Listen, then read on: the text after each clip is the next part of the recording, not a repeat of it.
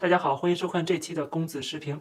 上期节目我们专门讲到了，就是2022年未来要关注的全球政治经济的格局经济的形势的变化，有3个重要的看点。那么和我们根据这几个重要的变化和这个现象，我们个人应该是怎么做？上期讲的是怎么保值，怎么规避风险，对吧？但是呢，上期节目讲的主要是更加的宏观一点，而且是适合海外的朋友们来看的就是比较适合他们来操作的。但是这期节目我想专门的讲一讲中国人和在中国的所有的这些观众，他们应该怎么做。毕竟我的节目里边的很多观众是来自于中国大陆的，现在还在中国大陆没有肉身翻墙出来当然，如果大家知道我过去的这个一贯的这个态度，就是能翻墙尽量翻墙特别是肉身翻墙，离开这个一定未来会非常的混乱的这样的一个社会即使在今天都是非常不安全的一个社会。所以说，我觉得适合个人的成长、生活，个人尊严、个人价值的体现首先你得有一个最基本的对人的尊重一个平等的、尊重的和自由的社会这是一个先提条件所以说呢，我的肯定第一个建议就是能够走就尽量走越晚的话，这个风险实际上是越大的，甚至是走不出去的。但是因为种种的原因，肯定还是有很多人还留在中国大陆，没有肉身翻墙出来。还有一些人呢，是可能已经出来了，但是他的家人朋友还在中国大陆，所以这期节目就是给这些朋友们看的。那么我想说的是，在一个未来的这个国家形势发展的过程中，如果我们个人没有办法去主导这个整个大趋势的话，那么我们如何能够做到适者生存？我们要去适应这个社会，如果你不能改变这个社会的话，否则的话你只能成为炮灰只能被当做韭菜割掉。所以在这种情况下呢，我觉得我能想到的有这么几种方式可以自保。当然了，也不是100%一定能够有效的，但是至少能够规避一定的风险，能够把这个比例可能会出现问题的这种可能性降低。或者说呢，如果我今天在中国大陆的话，我会怎么做可以这么说然后你愿不愿意去像我说的这样子，或者说愿不愿意采纳我的建议，那就是另外一回事了。但是至少我认为，如果我今天在中国大陆，我会怎么做？那么第一个就是不要露富。这个不露富，主要讲的还不是说你花钱大手大脚的问题而是说尽可能的要有资产在身上，然后呢，不能够让其他人、外界的人获得自己个人的信息，特别是经济上的状况的信息，这个是很重要的一点。因为未来我们也看得很清楚，今天就是要怎么样打土豪分田地，对吧？就是要对付这些资本家、这些有钱人，从这个富豪开始收割，然后下边就是中产阶级，对吧？包括这个房产税未来也要增加上去，个人所得税也要加上去，跑不了的肯定是明星大腕，肯定是资本家这些大企业家，普通做生意的小企业主，或者是一些中产阶级白领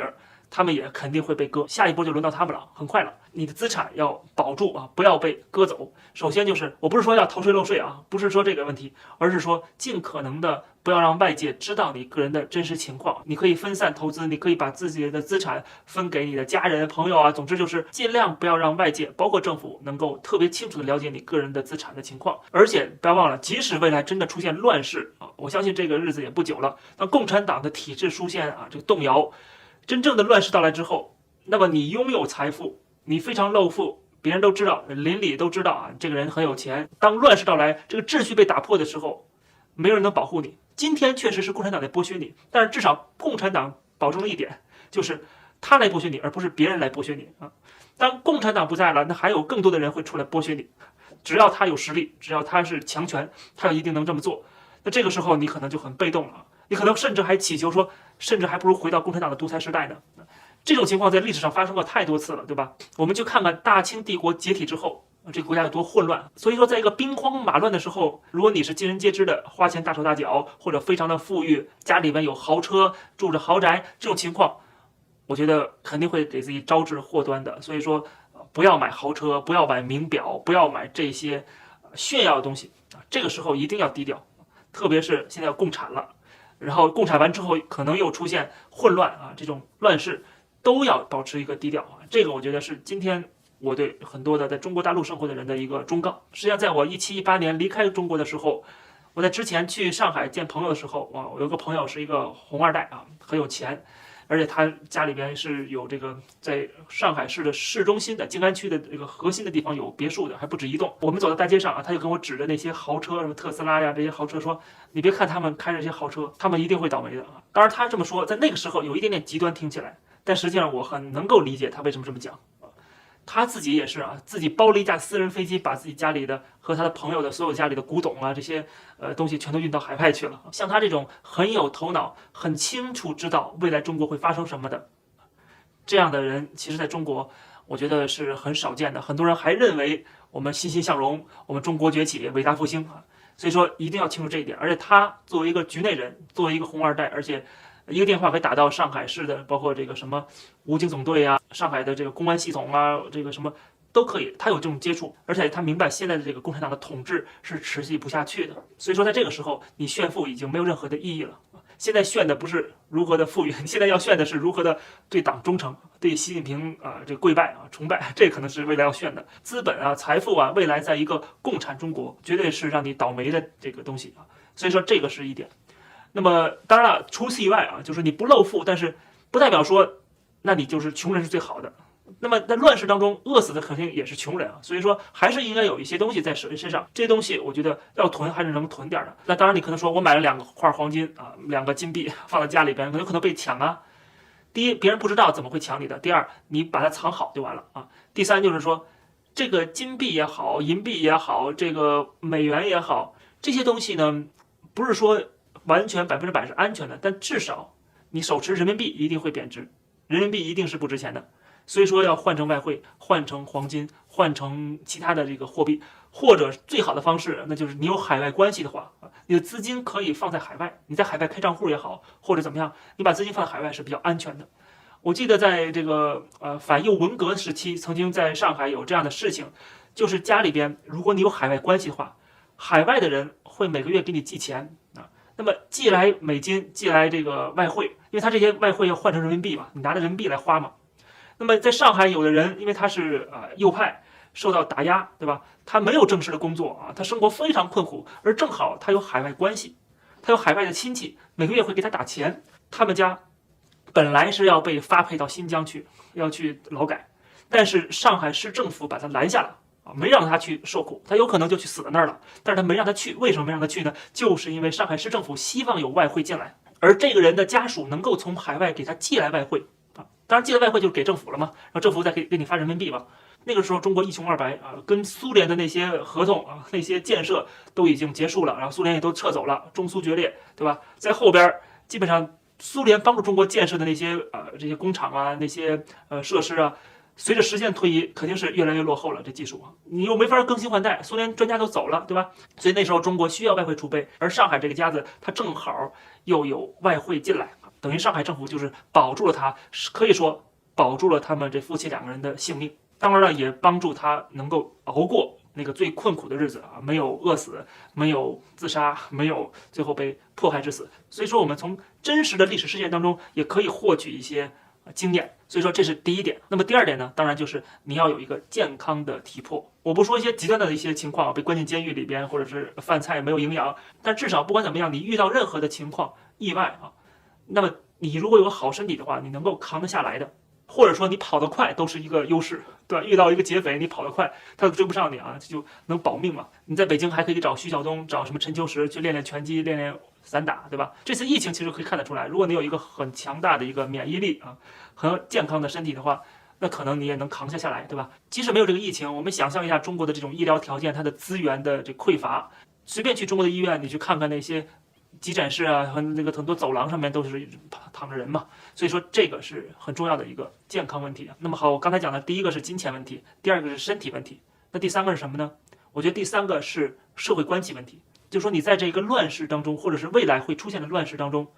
怎么来自保？我觉得很重要的一点就是抱团取暖，因为个体面对团体永远是弱势的。这个社会如果是失去了一个秩序，然后你们家虽然不被共产党打压了，虽然你有言论自由了，但是土匪来了啊，一波接一波，一波接一波，你们家被洗劫一空啊，劫财劫色的这种情况，你也经受不住，对吧？那么怎么才能够保重自己呢？那当然就是很多人联系在一起啊，形成一个关系网啊，形成一个组织，用组织的形式对抗就会好的很多啊。当然了，这就为什么共产党最害怕的就是组织嘛。所以说你有任何的组织，它要打压啊，不管你宗教组织，宗教的纽带是很强的，还有就是宗族之间的血缘关系的这种组织，还有是政治组织啊，就有着共同的价值观、共同的政治的信仰目标的这样的组织。共产党本身它的能够最后夺取这个中国的政权，其中一个很重要的元素就是它的组织性非常的强。所以说第3点我想给出的建议就是你要寻找到一些志同道合的朋友，大家组成一个小团体，这个小团体不要有任何的文字上的东西，不要有任何的公开的活动，这些东西都要避免啊，因为现在毕竟还是一个专制体制，你要弄一个小团体，然后天天讲这些政治怎么反共的东西，那很危险的。所以说不要有任何的真正的组织形式出现，但是呢，你要寻找到这样的朋友和伙伴。这个是很重要的，就是大家在一起可以去吃个饭啊，在家庭聚会一下啊，侃侃大山啊，聊聊天，这都没问题啊。就是要互相能够有这个价值观的交流啊，能够有共同的一个价值观，共同的一个信仰，共同的目标。也许不需要做什么，就是纯粹的建立关系，建立信任感。但是，一旦乱世到来的时候，这个组织就能发挥到组织的作用啊，能够互相的帮助，能够抱团取暖。这个时候其实。能够救命的，可以说啊，我觉得是很重要的。虽然不能100%保证安全，但是至少有组织性的，有几个人在一起啊，能够联合起来，总比单打独斗要强很多很多。哪怕是这次疫情是吧，你被关在家里边，被隔离了，你没有菜吃，如果你有这样的这个两肋插刀的朋友啊，能够给你送点菜，这都能够保命，对吧？我觉得这一点很多人可能忽略到了，未来可能是在到时候出现问题的时候，这真的是。你在临时的说想怎么办，已经来不及了啊！实际上我刚才讲的这3点都是你临时抱佛脚是没有用的，都是要提前准备的。不管你的金钱观怎么样，你的身体怎么样，你的社会关系怎么样，这都是要提前建立起来的。这样的话呢，就能够相对来说预防规避一定的未来的风险，保护自己的资产和保护自己的人身安全。总之。我所说的乱世，可能在最近这1-2年、2-3年可能还不会到来，但是我们现在看到的就是共产党为了防止它的秩序的崩溃，而现在加紧重建秩序啊，而加紧重建秩序的这个动作本身，就会导致闭关锁国啊，然后作茧自缚，最终还是会崩溃。但是如果他不这么做的话，他不这么集权的话啊，按照这个过去的江泽民、胡锦涛的这个方式继续走下去的话，就真的有可能共产党要崩溃。所以说，他为了防止崩溃而集权，是为了续命，并不是真正的避免崩溃，他也避免不了。而崩溃到来的时候，就是乱世到来的时候，